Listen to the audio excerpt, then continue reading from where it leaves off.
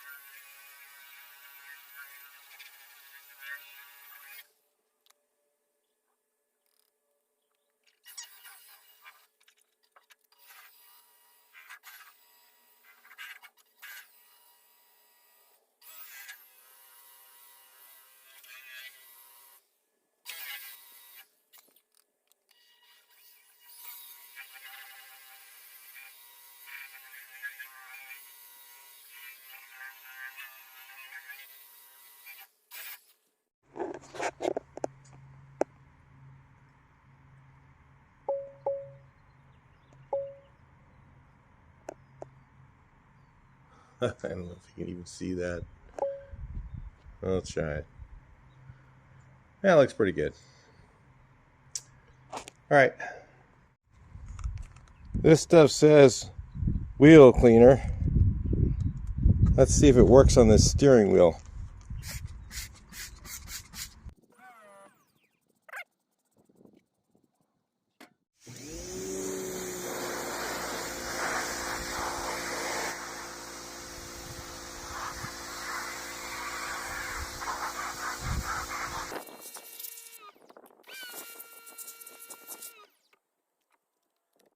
Well, it didn't get rid of the black paint, but it sure did cut all the crud on here. Man, better than crud cutter or any of that stuff. So I used a little bit of the regular one and just a little bit of Scotch-Brite. It didn't take much, and it just came right off. And there was some thick crud on here. Anyway, I'll take some acetone to this, and we'll take a look at it in a minute. Alright, so I don't know if I showed you guys this and how it looked after I stripped all the paint off of it with acetone. It really surprisingly looked so much better than it did when we started. You know, really, a lot of people would just send this off to Bob and have him, you know, Bob Koch's, people call him Koch's, but it's actually Coke. He does a really nice steering wheel. I'll take this thing, they strip all the Bakelite or plastic off of it, whatever kind of plastic this was back in the day, and they recoat it with, they just redo it. I mean, it's about $300 or something in that nature. I don't know exactly how much, but you know, I think I'm going to go ahead and not do that because I'm not going to leave it original, but definitely going to use this and this steering column. I don't know which one. I guess they're close to each other pretty much. And I'm going to match the color. Then I'm going to go ahead and just prime this and just kind of fill the cracks. Yeah, they'll come back. And I'll probably use maybe some J&B weld or some, a lot of times what I'll use is panel adhesive in there. And then sand this and prime it and paint it. And again, the hairlines, a little bit will come back. Some of it will stay away. Some of it will come back, and it just kind of gives it a freshen up. But it's certainly a lot cheaper than going the other way. I don't really want to spend a lot of money right now, so that's the way I'm going to do it. I can always take it off and do it later, but so I'm going to do it for now, and then we'll go with that. I'm also thinking, I think I'm going to go down and get one of those powder coating systems from Harbor Freight, and then some of the stuff I want to powder coat just because it'll be kind of neat. It's underneath, you know, if it's something that you know it gets sun all the time, then powder coating doesn't really last that long, but something like these would increase the durability of them. I just figure I'll do that. Really won't cost anything to do. I mean, it's really not a very expensive system to buy, and a lot of people don't think you need the oven. We're going to show you don't need that. There's a way to do it without it. I mean, it comes out better when you have an oven, but there's a way to do it without it. So we will show you later. Maybe not in this video, but in the future in the build. All right, so we got the powder coating system. I've got this thing sandblasted. It's from Harbor Freight. This little cheapy guy. I could have got one from VW that was probably better for free, but I don't really have a place to store something that large, so it just looked like it was kind of a big apparatus. I may end up getting one later, but I thought this would be great for these small parts. So I guess you just turn this thing on, then ground it, right? Ground it to the item, and then just, I've never done this before, but here's what I've learned is that you can heat it up before, or you can heat it up after.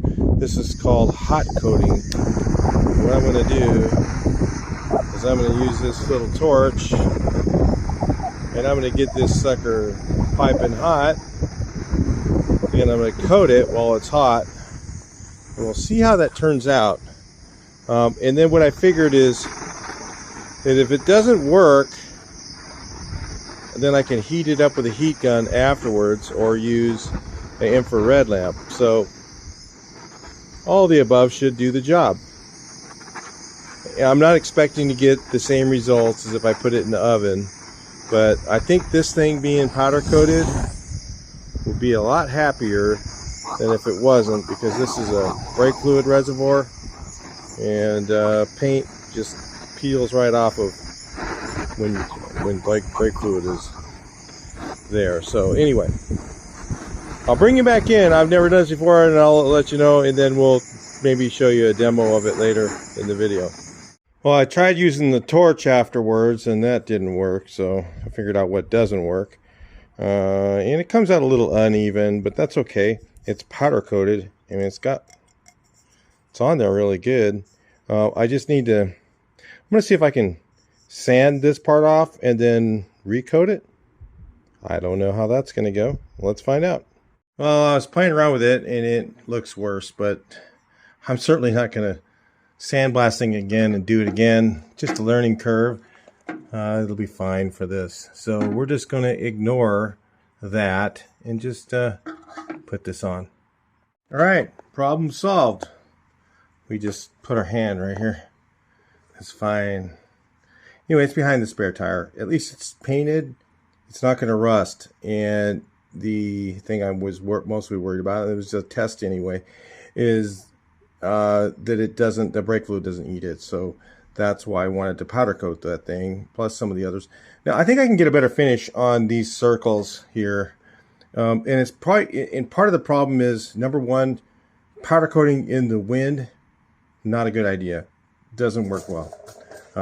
So I need to get where it's not in the wind, first of all, and then I have a flat circle to do versus all this rounded area, trying to heat it up evenly. Found out that was hard to do. So again, like I said, I'm not going to redo it, just because I might end up with the same problem if I do it again, because of the trying to heat it. You know, that was the problem, is it was, you know, not an even surface to do. It'd be easier to do that one in an oven. Someday I'll get an oven if I have space for it. Problem with a lot of things is I just don't have space. So that was one of the reasons I was not considering considering not using powder coat. But I thought that thing's kind of small, and if I can use a heat gun and do a few little parts here and there, it'll be great for that. So that's the whole reason we're doing this way.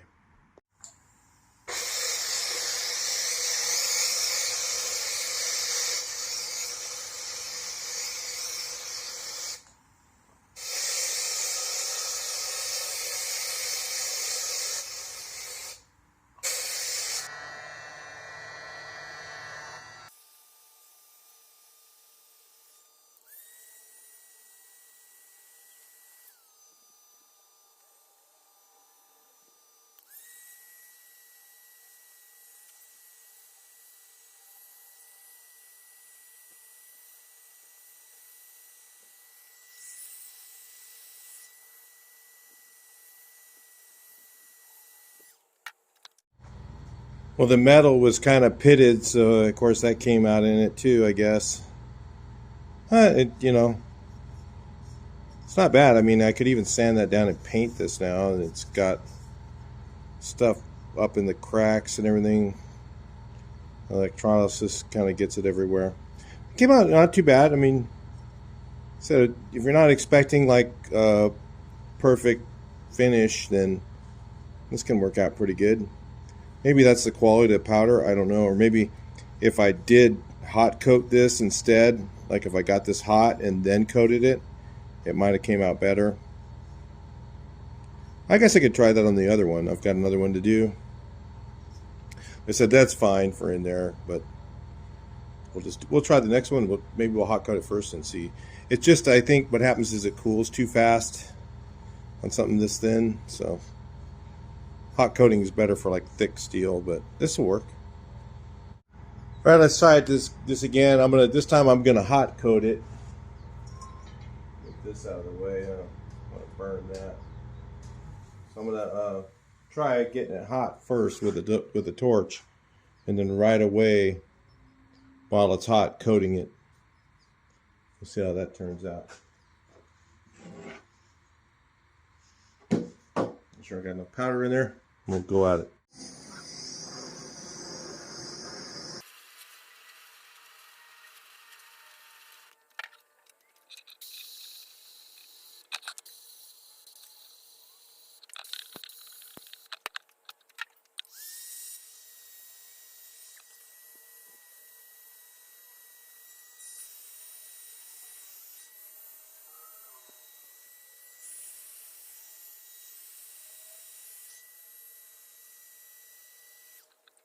All right, a little more practice. I've been playing around with it, just trying different things. I figured out using the torch, if you just keep it moving, does like the best job.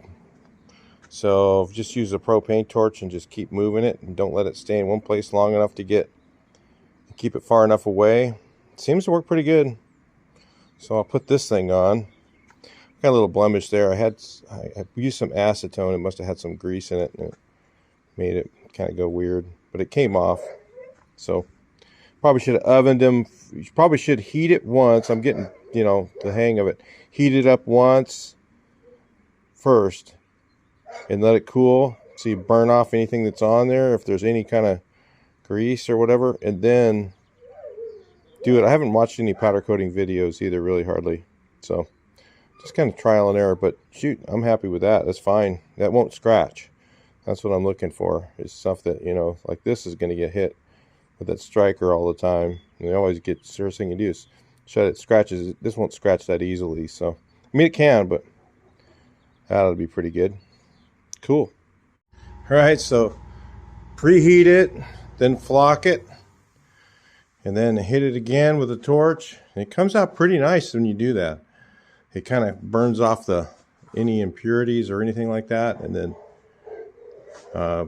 ends up heating it up and flowing it out really good. So that's how I'm going to do it. Well, I'll get better at it by the time I get to the harder stuff, or the silvers and stuff like that. We'll see how those go, but I don't really care. It's better than paint for this stuff. Paint's great for a lot of things. I don't want people to think this is better than paint. It has its purpose. This is good for stuff you don't want to get scratched, okay? Stuff where where it isn't in the sun all the time. That's gonna last fine. Especially if you're gonna have it in the garage, but it's not gonna scratch as easy. So that's why I'm doing this stuff with this stuff. And plus, the thing I like about powder coat is you just pour it back in the thing, blow it all off with the blower instead of cleaning paint guns. I just can't stand. So this kind of works out pretty good. Like these, I'm going to powder coat because they're going to slide in and out of there, and they always get rusty and scratched, and silver doesn't last unless you get the good stuff. I mean, I have good paint, but these brackets, a few other miscellaneous items, I don't know, I'll just do them as I go. It's kind of fun. All right, so how do you think this is going to turn out? This is kind of pitted a little bit, but I got this here, the Super Chrome Plus. Let's see what it does.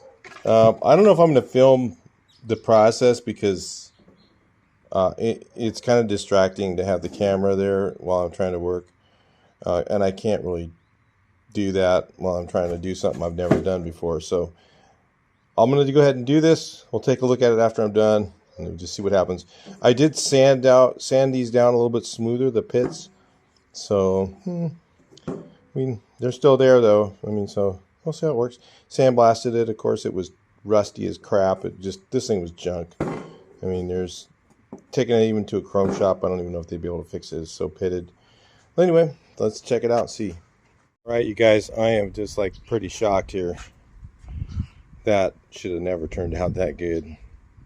I mean, it's not the same as chrome, but man, it's nice looking. I mean, yeah, well, when it's in here, I bet you nobody would even know. Let's see. I guess it's this way, right? When it's sitting in there, it just looks like chrome. It looks like, you know, the cheaper chrome, because it's got some, you can see really closely the pitting in it. It looks like you chromed, you know, something that was pretty in bad shape, but overall, I mean, it doesn't look that bad. It actually looks pretty good. It's actually, it started, I mean, I had to really heat this up, you know, so I hot coated it. So I got it really hot with the torch. I'm just using this propane torch right here and fan it over it. I was just going over it and over it and over it until it got really, really hot. And I sprayed it with this thing here. Of course, you have to step on that thing while you're doing it. So it's, like I said, it's a process. So you're holding that dang down and you try and get a lot of powder on here, because when it's hot, it seems to absorb the powder better when it's already preheated.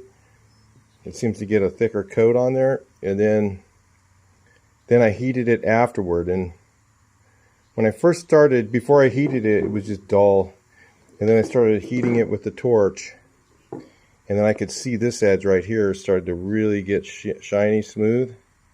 I mean, that looks like chrome right there. Okay, but the rest of it, like I said, that was smoother than the rest of it.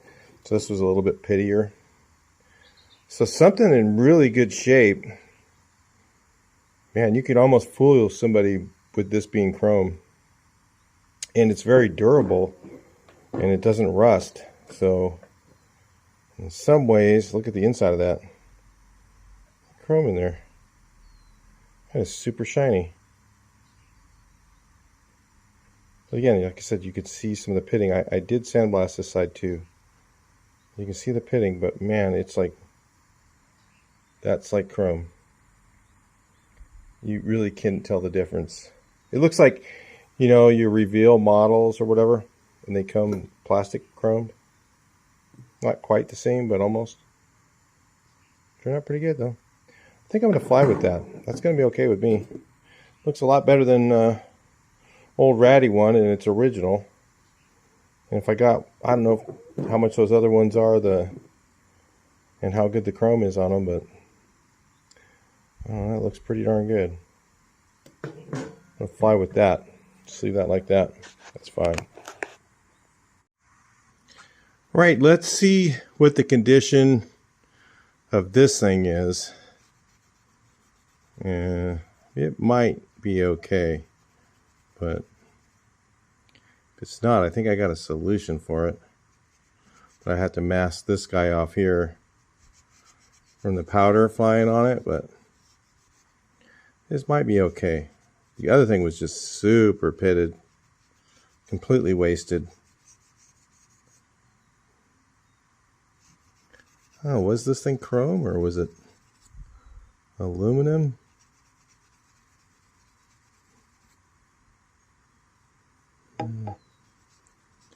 It's hard to say.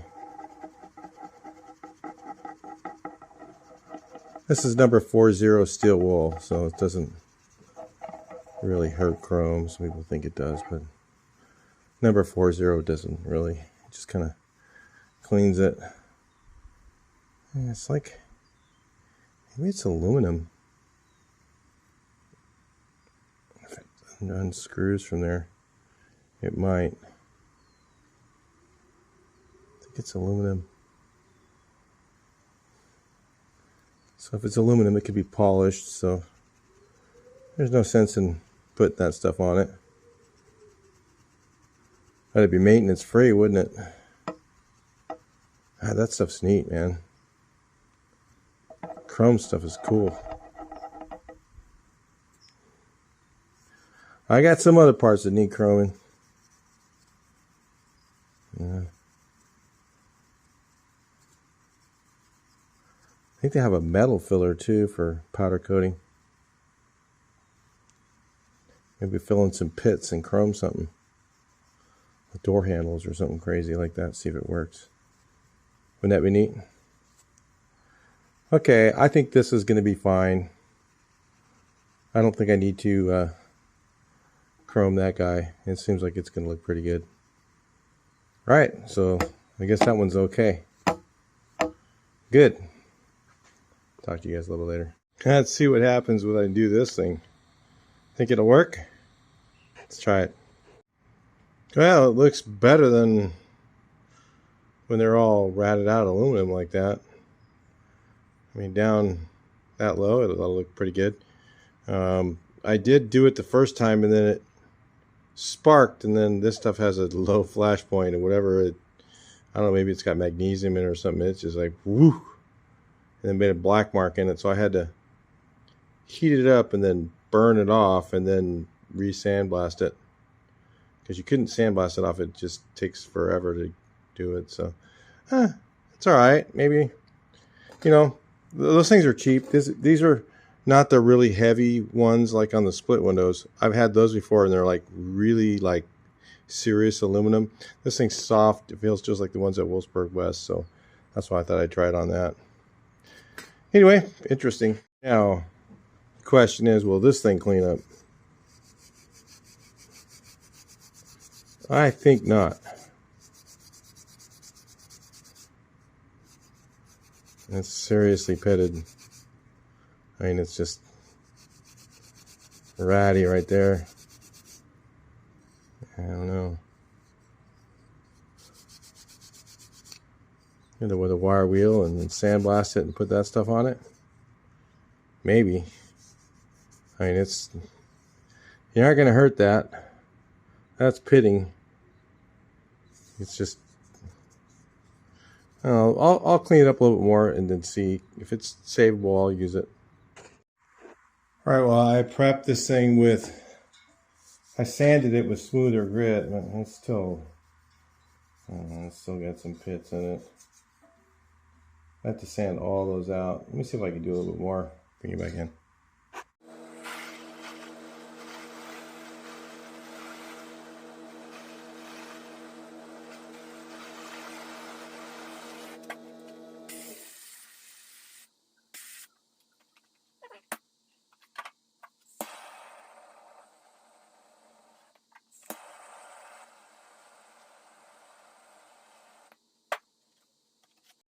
See what happens when I get you guys watching. This part looks great. And then I just guess I loaded it up a little too heavy. It's a little tricky to do. So I'm going to have to heat all that. I was going to just start heating it off. I have to just get it all hot and burn it off. And then sandblast and start over. Alright, so first glance, it looks like chrome, but it's got a little orange peel in it. It's because probably the sprayer I'm using isn't the greatest, or I'm just not putting it on even enough or whatever, which would be both. But yeah, I mean, that area right there looks like chrome. I mean, shoot. But when you put this over it, right that, it certainly looks a lot better than that rusty old thing, doesn't it? It's not perfect, but it certainly isn't going to rust. I can always take it off and chrome it later, right? But for now, I gotta fix this thing. Ooh, that looks like loveliness right there to fix.